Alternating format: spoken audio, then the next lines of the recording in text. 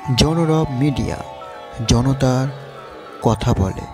নমস্কার, জনরব মিডিয়া থেকে শুক্লা গাঙ্গুলি।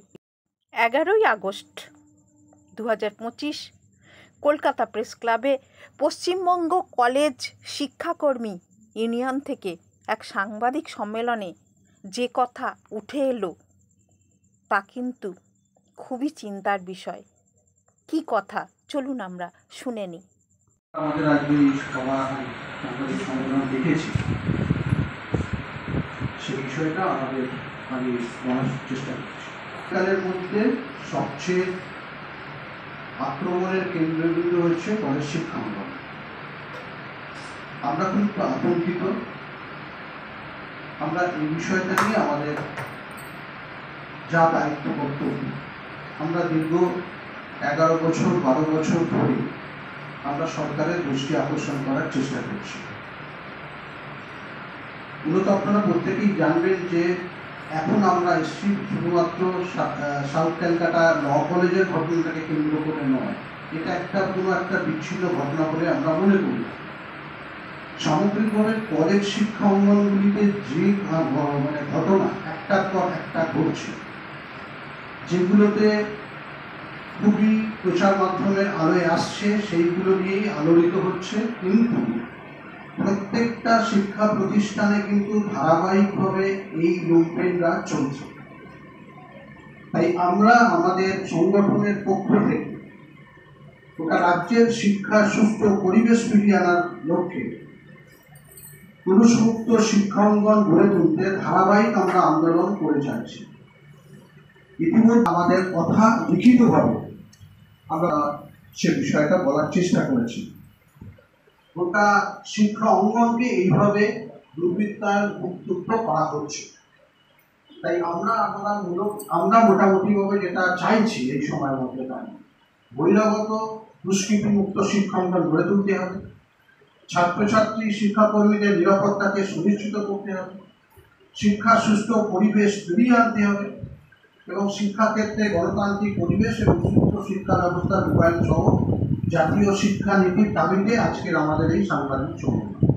জাতীয় শিক্ষানীতি দেশের সরকার করেছে, আর রাজ্যের সরকার কলেজ এবং ইউনিভার্সিটি অ্যাক্ট 2017-র মধ্যে দিয়ে গোটা শিক্ষা ব্যবস্থাকে কেন্দ্রীভূত করার জন্য তারা তাদের নীতি প্রণয়ন করে চলেছে। এক্ষেত্রে আমরা মনে করি দুটো সরকারই একই নিয়মের মধ্যে দিয়েই চলছে। পরিকাঠামোবিহীন শিক্ষা ব্যবস্থা চলছে। প্রথম 1+1+1, তার পরবর্তীকালে চয়েস বেস ক্রেডিট সিস্টেম অর্থাৎ সিবিসিএস। ছাত্ররা, অধ্যাপকরা আমরা খুব দায়িত্ব নিয়ে বলতে পারি, এই সিস্টেমটা বোঝা ওঠার আগে বা পরে আবার সিসিএফ সেমিস্টার ভিত্তিক ক্যারিকুলাম ক্রেডিট ফ্রেমওয়ার্কের মধ্যে দিয়ে গোটা শিক্ষা ব্যবস্থাটাকে ছাত্রছাত্রীদের আক্রমণের শিকার করে তোলা হচ্ছে। আমরা লক্ষ্য করেছি যে কলেজগুলো এই দুর্বৃত্তায়ন মুক্ত করার সরকারের পক্ষে সদিচ্ছার যথেষ্ট অভাব হচ্ছে এবং সেই কারণে আপনারা দেখবেন যে কলেজের পরিচালন সমিতিগুলি পুরোপুরি রাজনীতি মুক্ত নয়। আমরা চাইছি পরিচালন সমিতি রাজনীতি মুক্ত করতে হবে, কিন্তু সরকার করতে হবে এবং পরিচালন সমিতিতে পূর্বের ন্যায় আমাদের শিক্ষাকর্মী 2জন প্রতিনিধি পরিচালন সমিতিতে থাকত, সেটা কমিয়ে দিয়ে 1জন করা হয়েছে। আমরা তার বিরোধিতা করছি এবং এইভাবে নির্ধারিত সময়সূচির মধ্যে পরিচালন সমিতিগুলোকে এক্সটেনশন দেওয়া হচ্ছে। 6 মাস করে এক্সটেনশন দিয়ে যাচ্ছে, কিন্তু আমরা মনে করি এটাও একটা অবৈধ পরিচালন সমিতি গোটা রাজ্যের কলেজগুলোতে চলছে। কারণ সময়সীমা পরিবর্তন করারও একটা নির্ধারিত স্ট্যাটিউটের একটা সময়সীমা দেওয়া আছে। 6 মাস করে এক্সটেনশন দিয়ে একেবারে কোনো কলেজ আপনারা দেখবেন যে 1 বছর 2 বছর, কিন্তু বাইরের দিক থেকে ভেতর দিক দিয়ে তাদের আলাদা করে রুম অ্যালাট করা হয়েছে, যেখানে দাঁড়িয়ে তারা সমস্তটাই কাজ ওই এক্সটেনশন ইউনিয়ন রুমের মধ্যে দিয়ে তারা পরিচালনা করছে। করলে হবে না, আপনার রোল কি হবে আমরা মনে করি যেটা, যে নির্বাচনের মধ্যে দিয়ে তারা এই বহিরাগত লুম্পেনরাই আর রিকগনাইজেশন পেয়ে যাচ্ছে, একদম দিয়ে তারা ধরতে সুবিধাজনক হয়ে যাবে। অতএব আমরা চাইছি আগে যে কোনো প্রকারে ছাত্র সংসদ নির্বাচন করার আগে সম্পূর্ণভাবে বহিরাগতদের কলেজ থেকে মুক্ত করতে হবে, এবং যতদিন না এই কাজ করা যাচ্ছে ততদিন নতুন করে ছাত্র সংসদ নির্বাচন সংগঠিত করেও কোনো লাভ নেই। চলুন প্রশ্ন উত্তর পর্বে।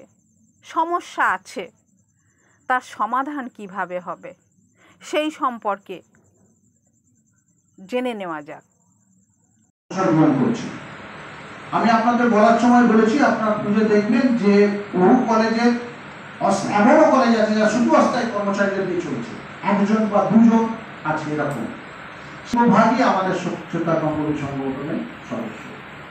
এই বহিরাগত সংখ্যাটা নির্ণয় করা খুবই কঠিন। বহিরাগত শনাক্তকরণ কিভাবে সম্ভব? খুবই সোজা। ব্যাপারটা হচ্ছে যে বহিরাগত শনাক্তকরণের জন্য দেখবেন আমরা 1, 2, 3, 4 করে কতগুলি কথা বলেছি। এক্ষেত্রে বিশ্ববিদ্যালয়গুলির একটা ভূমিকা থাকবে। দ্বিতীয়ত হচ্ছে যে শিক্ষা অঙ্গনে বহিরাগত বলতে আমরা প্রথম যেটা বলি যে কলেজে যেমন আমরা শিক্ষাকর্মীদের আমরা একটা অ্যাটেন্ডেন্স দিই, আমরা যখন কলেজে ঢুকি একটা অ্যাটেন্ডেন্স দিই, শিক্ষকরা যখন ঢোকে তখন অ্যাটেন্ডেন্স দেয়, ছাত্ররা যখন ঢোকে তাদের ক্লাস হলে তাদের একটা অ্যাটেন্ডেন্স দিতে হয়।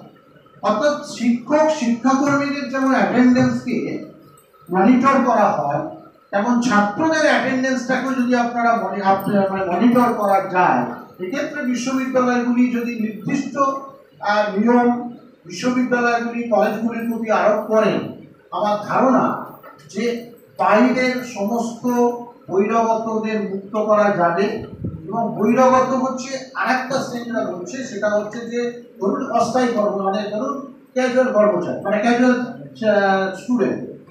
এখন ব্যাপারটা হচ্ছে যে যেহেতু আমাদের 5 ইয়ার স্প্যান, 5 বছরের স্প্যানের মধ্যে ছাত্ররা পড়াশোনা করে, এখন দেখা যাচ্ছে যে 5 বছর অতিক্রান্ত হয়ে গেছে, কোনো না কোনো সাবজেক্টে তাদের ফেল করে আছে, এই ক্যাজুয়াল তকমা দিয়ে তারা কলেজে ঢুকছে, যদিও তাদের ঢোকার কথা নয়।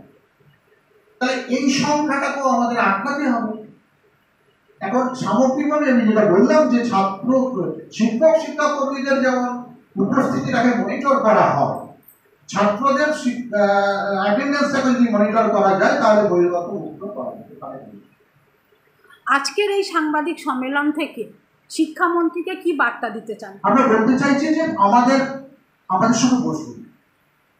শিক্ষাকে যদি বাঁচাতে হয়, শিক্ষার যে অরাজক অবস্থা গোটা কলেজগুলোতে, আপনারা যদি সুষ্ঠু শিক্ষা ব্যবস্থা রান করে তাহলে সরকারের সুনাম হয়।